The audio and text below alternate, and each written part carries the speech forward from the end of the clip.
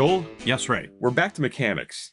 Mechanics. Yeah, so like scrubbing the floor automatically. I understand it's an auto scrubber. Ha ha. Listen, you are hands down the expert on this topic. What do owners need to know? Autoscrubbers are, even though they've been around for 30, 40, maybe even 50 years in some cases, they are a business owner's biggest ally because you can get more floors cleaned with an autoscrubber than you can with a mop and bucket. Of course, there's a cost to that, but there's also a huge labor savings beyond it. Additional benefit that an autoscrubber does is you're always working with clean water. So when you work with a mop and bucket, the first dump of the mop, squeegee out and mop down, that's great. But then when you take that mop and put it back in the bucket, now all the water is contaminated. Mm-hmm.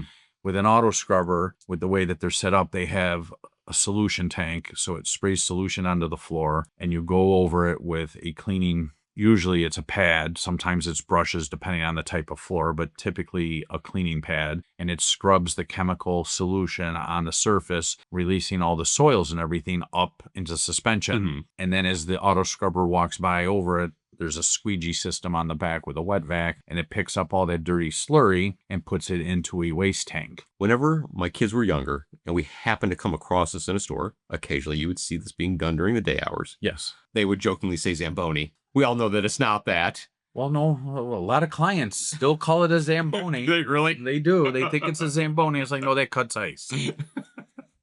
This is a auto scrubber cleaning the floor, and it leaves a much more sanitary surface than you can with mop and bucket. And the funny thing is, I was called by Contracting Profits, and I was interviewed for a subject piece. That article hit in June of 2025, and we can include a link to that in this podcast, and it goes into depth about all of it. The big thing with auto scrubbers, it is a huge time saver. It can't be used in all facilities. You have to have the right amount of floors. You got to have it so that there's not a lot of desks, tables, chairs, anything like that that are in the way. So think places like school hallways, large manufacturing hallways, colleges, universities, hospitals, those types of places, grocery stores. And Joel, let me ask, as pieces of equipment go, Mm-hmm. obviously mop and a bucket, super simple, not much to maintain there. Trade them out either when they're dirty or used or done. Mm-hmm. A lot of mechanics. I would imagine a fair amount of maintenance with the auto scrubbers. You'd be surprised. Most of them are gravity fed, so there's not a lot. Yes, there's a vacuum motor. Mm-hmm.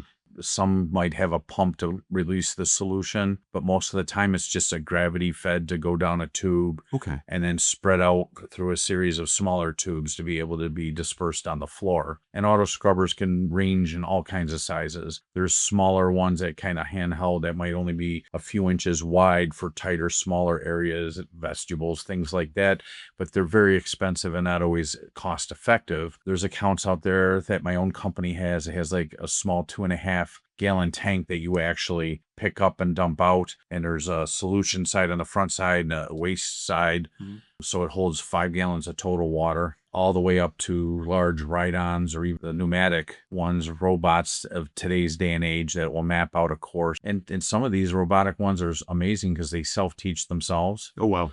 to always do a better route so it's more cost effective and less time being done. Anybody who's ever walked behind one and has actually cleaned the same job day after day after day, you eventually find the best route with as little movement and as little fatigue on yourself in order to do it. So the pneumatic ones do that themselves also. Okay, now for the small cleaning company owner, at what point do you advise when you're dealing with your customers, you have this project, it's taking this many hours, where's the break point that you say it's time to invest in this piece of equipment? If you have an employee that's spending 3 to 4 hours of just mopping, that might be an opportunity for a smaller auto scrubber. Okay. Now, even as a startup company, there's ways that you can go about it. You can either lease them so that you have a monthly number that you're being charged by the leasing company over a series of number of months. You can call a lot of your local Jansan suppliers and ask them if they sell used equipment or gently used where they've refurbished it, because a lot of the school districts and hospitals replace it every 2 years. So the equipment is still in pretty good shape and you can get it for, like a used car. You can get it,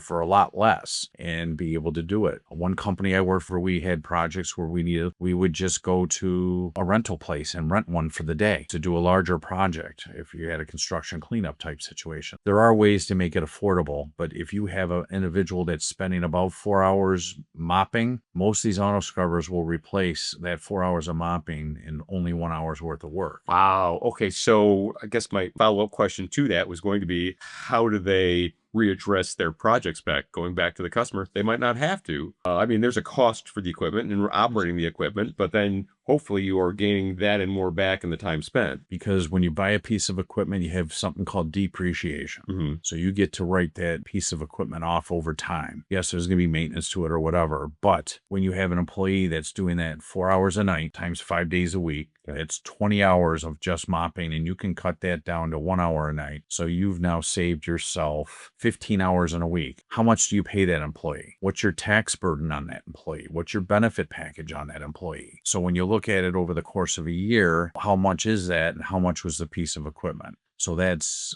something that you can do. There's rate of return on investment calculators out there that are just for the janitorial industry. So you could run the analysis through that. Mm-hmm. It may not be less money to a client if you're only saving that much money, 1 4-hour person. But if you're doing a store and you were going to hand mop an entire store over running an auto scrubber, that's going to save your customer a lot of money on the end of a contract. Joel, I am willing to bet that there are other ways to invest in your cleaning business that you've got hiding in that noggin. I think it would probably be a great time to tell people who own a cleaning company that want to start making more by investing more to contact Joel. So contact Joel. Thank you, Ray. Thanks, Joel.